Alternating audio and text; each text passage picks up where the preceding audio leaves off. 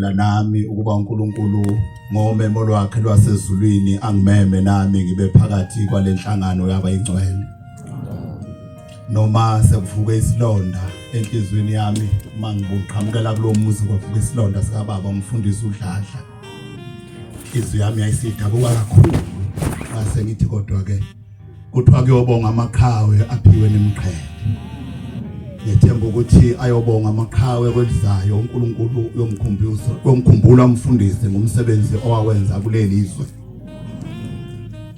Bakhonzi abayingcwele amazwi okubingelela njengoba ubaba umfundisi eshilo simenywe umemo lwasezulwini uma sizwa kuthiwa idubukele mayisichithwa ingaseyona eyomngendla kuphela sekuthiwa limema bonke abantu ngathi nami angihambe ngolumela izwe lakithi enkandla ibongwe inkosi ngoba Inkontabazwe lena akuyona eyomngendla kuphela kodwa ekazwe lonke kulapho indaba ezasuka khona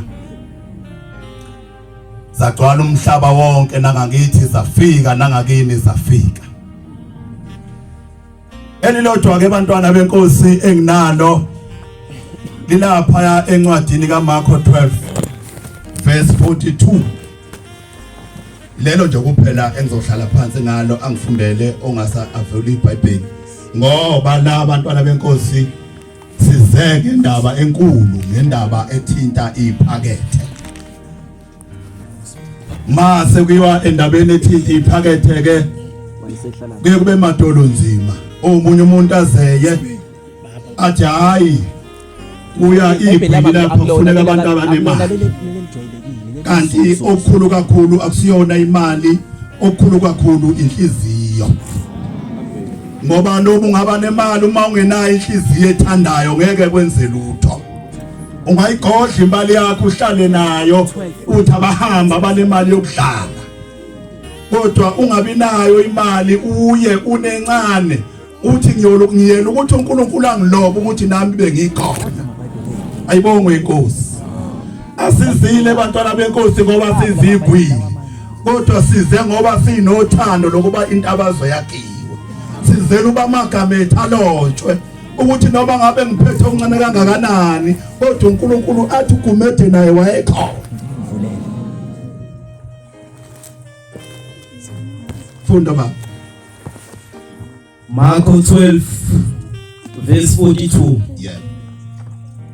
Kwase kufika umfelokazi ompofu. Kwase kufika umfelokazi ompofu owayengenalutho. Wabeka amafadingi. Wayesebeka amafadinga wayenawo wanikela ngawo. Amabili okuyisitebele. Wayesebabiza abafundi bakhe. Wathi kubo. Wayesethi kubo. Iqinisile ngithi kini. Uthi ngiqinisile ngithi kini. Lo mfelokazi ompofu. Ubekile kakhulu kunani nonke. Ababeke emphongolweni. Nina nibeke kulo mphongolo. Ngoba bonke babeka njengokuchithimela kwabo. Ngoba bonke babebeke njengokuchithimela kwabo. Kepha yena empofini bakhe. Kodwa lo mfelokazi ompofu kazangasho ukuthi angiyi mina ngoba imali anginayo. Ubeke konke nayo. Wahamba nakho konke owenakho wafika wanikela ngakho. Konke abephila ngakho. Nalokho abefana bakudle nezingane zakhe. Akashongo ukuthi uNkulunkulu uyangazi ukuthi ngumfelokazi anginandoda.